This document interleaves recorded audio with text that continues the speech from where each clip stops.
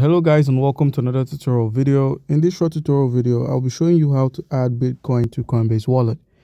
To do this, simply open up your Coinbase Wallet, and one thing you need to note once your Coinbase Wallet is opened is the Bitcoin network has been added to the Coinbase Wallet by default. So in order to interact with it, you're going to need to click the receive icon at the top right. Once you've clicked on the receive, if you scroll down, you would find the BC1 address. That's your Bitcoin address. This address is responsible for receiving your Bitcoin tokens.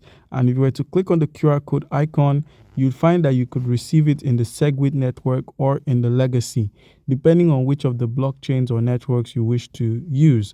But all you need to do is take note of your address, and you could share this address via the QR code option, or you could share it by simply copying your BC1 address and making use of it.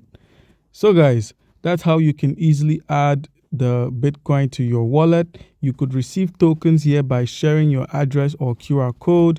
So do comment down below if you have a question and you'll be given an answer. Thank you.